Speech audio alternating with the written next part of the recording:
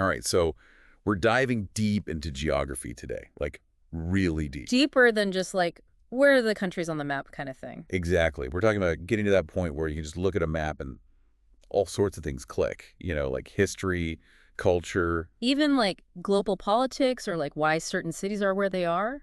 That's exactly what this book we're looking at, Mastering It's Geography. like an easy guide. Right, right. Yeah. It's all about that kind of deeper understanding of how geography shapes everything. And a big part of that, right from the start, is knowing why you even want to learn this stuff in the first Oh, I place. like that. It's like having a mission before you set off on Yeah, your adventure, right? exactly. So, like, what's your geography goal? Are you planning a trip around the world and want to be more than just a tourist? Or maybe you're the trivia champion at your local pub quiz and you Mm. want to, like, dominate even harder. Right. Exactly. Okay. Or maybe you're just super curious about how the world works, how different cultures developed. Geography ties into all that, So before we even get into the, like, techniques and which tips, we'll definitely get to, don't worry. we need to take a second and think about why this matters to us. Hmm. What's our geography mission? Once you've got that, the next thing the book emphasizes is scope. Scope. Yeah, like you're not going to learn about every single place on Earth all at once. It's about picking your battles. Okay, so, like, not biting off more than you can chew. Right. So maybe you start with your own town, your region, then your country. Or maybe. You go big picture first. Yeah. The book calls these two approaches inside out and broad to specific. Okay, so inside out, that's starting with the familiar and kind of expanding your knowledge outward. Exactly. It's like imagine starting with your own neighborhood, then you zoom out to see how your city's laid out. Right. And then you zoom out even further to see your region, your country, and then the whole world. I get it. Yeah. And broad to specific is like you start with the whole enchilada, continents, oceans, major mountain ranges, like the big foundational stuff. Okay, so it's like having that mental map of the world in place, and then you can start filling in the details, right? Exactly. And the cool thing is the book doesn't say one approach is better than the other. It's about figuring out what works best for you. That makes sense. We all learn differently, right? Mhm. Some people like the big picture first, others like to start small and build up. Totally. Now, don't get me wrong, knowing where countries and capitals are is important, but There's got to be more to it than just memorizing names on a map, right? way more. The book really stresses going beyond the map. It's about understanding the story behind each place, like why are things the way they are. Okay, I'm intrigued. Give me an example. So the book talks about how major cities, right, they often develop near water. But it's not just stating that fact. It's about understanding why that is. Well, yeah, now that you mention it, most of the big cities I can think of are on a river or a coast. But why is that? Never really thought about it before. Well, think about how important water is for, well, everything. Rivers like the Nile, right? They provided fresh water for drinking, for irrigating crops. That's how civilizations could, like, grow their food and stuff. Exactly. And then oceans, they opened up trade routes, connected different parts of the world. And harbors offered, like, safe places for ships to dock and unload goods. Right. So you start to see how geography isn't just about knowing the names of things, it's about understanding how those things actually shaped history. It's like all of a sudden those rivers and mountains and coastlines, they're not just lines on a map anymore. They're like the stage where the whole human drama has been playing out. Exactly. And that's where things start to get really, really interesting. All right, I'm hooked. Where do we go from here? Well, we've got to talk about how geography influences like everything, not just history, but culture and even like global events. We've got to talk about borders. Borders, like where one country ends and another begins. I thought that was pretty straightforward. Oh, it's way more complicated than that. Right. Trust me. It's about understanding why those lines are where they are, how they've changed over time, and what they mean for the people who live there. Okay, now you're making me think about all those maps I used to see in school Hmm. and how maybe they're not as simple as I thought. You're starting to see the light. And that's exactly where we're headed next. We got to talk about questioning the map. Because maps, yeah, they're powerful tools, but They can be kind of misleading too, right? exactly. They can be super subjective. Subjective. How so? Well, think about it. Who decides where those lines on the map go? You mean the borders? Yeah.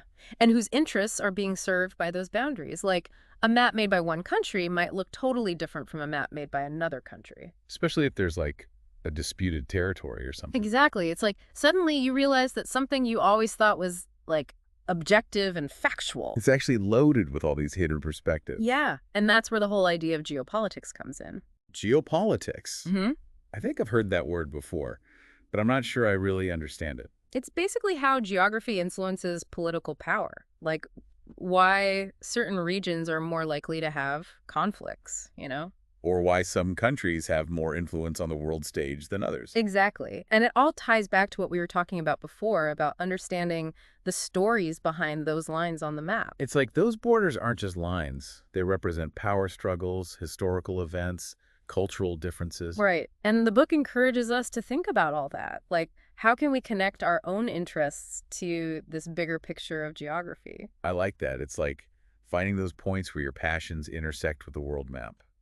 Totally. So, like, if you're a history buff, maybe get really into how geography affected the rise and fall of empires. Or if you're a total foodie, you could explore how different climates and landscapes have shaped cuisines around the world. And for those of us who are, like, super passionate about climate change, Understanding geography is crucial for seeing how different regions are being impacted, right? exactly. It's all connected. And the book has all these awesome tips for making learning geography fun and engaging. Like we talked about those blank maps and making your own fake passport. Yeah.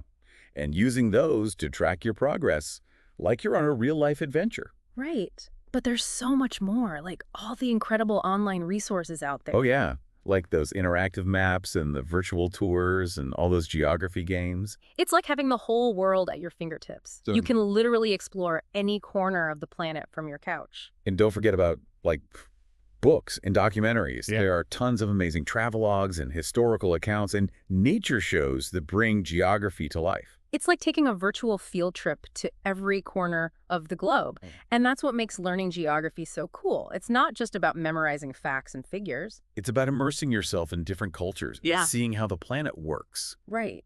It's about experiencing the world even if you haven't physically been to all those places yet. So how can we make geography study more like an adventure rather than just like another boring subject? Well, one thing you could do is turn it into a game. Like, host a geography trivia night with your friends. Ooh, I like that. Yeah.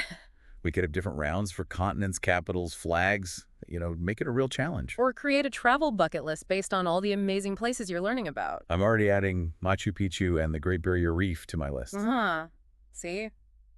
It's already working. And you can even, like, bring geography into your everyday life. Think about where your food comes from, or the clothes you wear, or the stuff you buy. Exactly. It's like suddenly you realize geography is everywhere. It really is all connected, isn't it?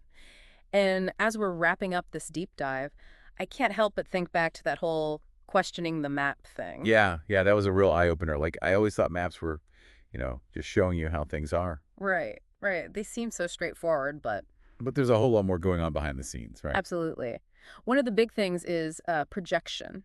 Projection. Yeah, like how you take a 3D sphere, the Earth, and try to flatten it onto a 2D map. Oh, yeah. You can't do that perfectly, can you? Nope. So depending on how you do it, different map projections can make things look bigger or smaller or stretch them out in weird ways. So, like, a country could look huge on one map, but then on another map, it looks tiny.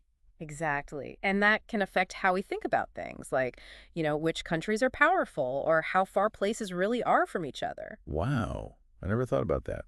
So it's not just the borders that can be subjective, it's the whole way the map is put together. Right. Think about the symbols they use, the colors, what they choose to label and what they don't. It's like they're highlighting certain things and downplaying others. Exactly. A map made for, say, a political campaign might look totally different from a map made for a school textbook. Because they're trying to tell a different story, basically. Totally. It's like maps can be a form of persuasion, even propaganda. So it's all about learning to read between the lines. Yeah. Right? Not just taking the map at face value.